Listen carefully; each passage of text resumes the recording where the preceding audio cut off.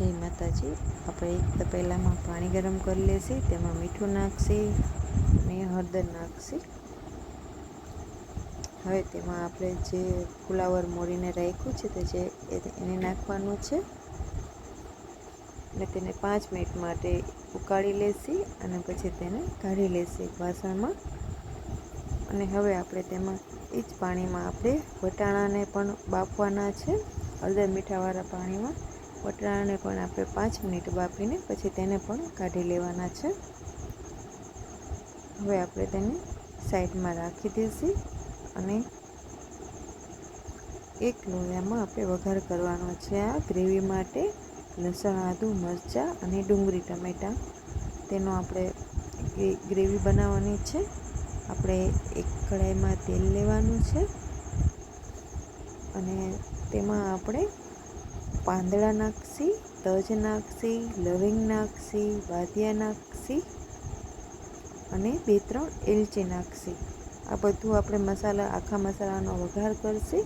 પછી આપણે તેમાં આદું અને લસણ નાખી દઈશું વઘારમાં। આદું લસણ નાખ્યું છે। હવે તે લાલ થઈ ગયું છે, થોડુંક ચડી જાય એટલે આપણે તેમાં ડુંગળી નાખવાની છે। હવે આપણે ડુંગળી નાખી દઈશું અને મરચાં નાખ્યા છે। તીખી મરચી નાખજો, બહુ સરસ ટેસ્ટ આવે છે તીખી મરચીને। તો તમે જેટલું તીખું ખાતા હોય એટલું।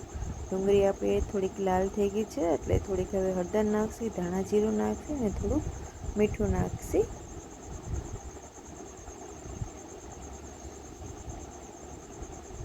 ડુંગળી ચડી ગઈ છે એટલે હવે આપણે ટમેટાં નાખી દઈશું।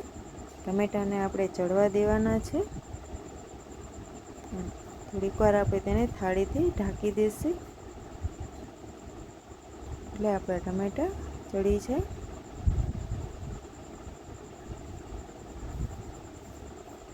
હવે આપણે જોઈ લઈશું આપણા ટમેટાં ચડી ગયા છે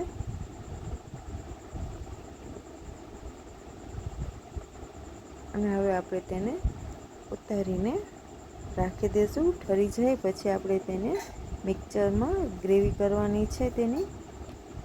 હવે આપણે જે ફુલાવર ને વટાણા છે તેમાં આપણે થોડુંક મરચું, ધાણા જીરું અને મીઠું નાખીને તેને મિક્સ કરીને આ રીતના હલાવી લેવાનું છે। પછી આપણે એક કઢાઈમાં તેલ લેવાનું છે આ રીતના મિક્સ કરીને।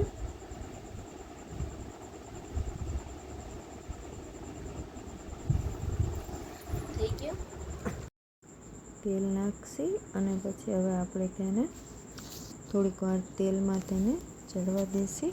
જે ફુલાવર અને વટાણા આપણે મિક્સ કર્યા છે મસાલાવાળા તેને આપણે તેલમાં થોડીક વાર સાતળી લેશું।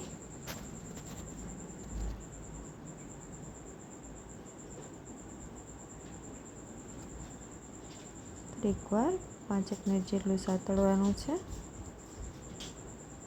આ મિક્સરમાં આપણે ગ્રેવી કરી લેશું।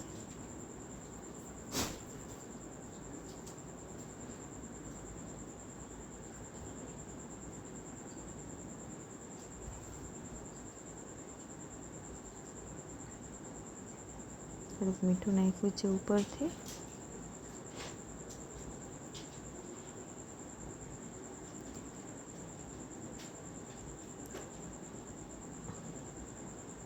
આપણે તેને એક વાસણમાં કાઢી લેશું અને હવે આપણે ગ્રેવી માટે વઘાર કરશું ગ્રેવીનો। પાછું કઢાઈમાં એ જ કઢાઈમાં આપણે તેલ નાખશું।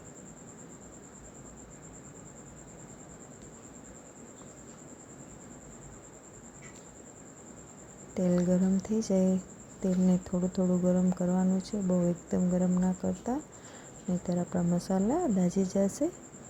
થોડું થોડું ગરમ થાય એટલે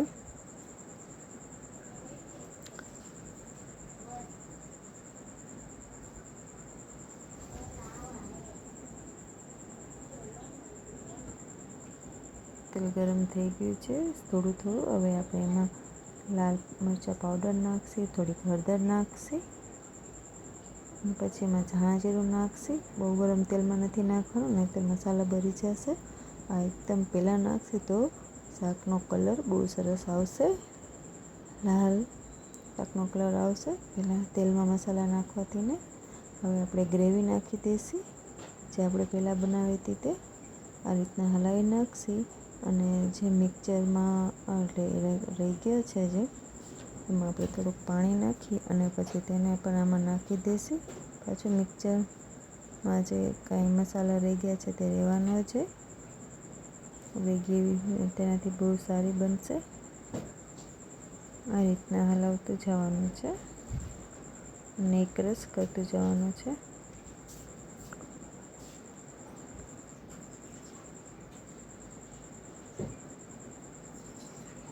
અને હવે આપણી ગ્રેવી ઉકળી જાય એટલે તેમાં આપણે ફુલાવર અને વટાણા નાખી દઈશું. અને હજી થોડું 80% ચડી ગયું છે ફુલાવર અને થોડુંક 20% કાચું છે, એટલે થોડુંક મિક્સરમાં પાણી નાખીને ડબ્બામાં અને આમાં નાખી દઈશું અને તેને ફુલાવરને ચડવા દઈશું. વટાણા તો ચડી ગયા છે.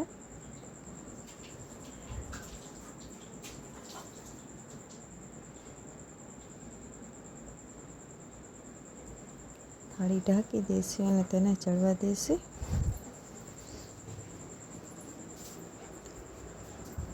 મેં ટેસ્ટ કર્યો, થોડુંક મીઠું ઓછું છે એટલે તેમાં મીઠું નાખ્યું છે. હવે આપણી ગ્રેવી એકદમ શાકનું ઘાટું થઈ ગયું છે ગ્રેવીવાળું, અને આપણું ફુલાવર પણ ચડી ગયું છે. આપણે ધાણા ભાજી નાખી દઈશું. થોડીક આપણે આ મલાઈ નાખી છે દૂધની. મારી ચેનલને લાઈક ને સબસ્ક્રાઈબ કરી દેજો. આપણું શાક તૈયાર છે. જય માતાજી.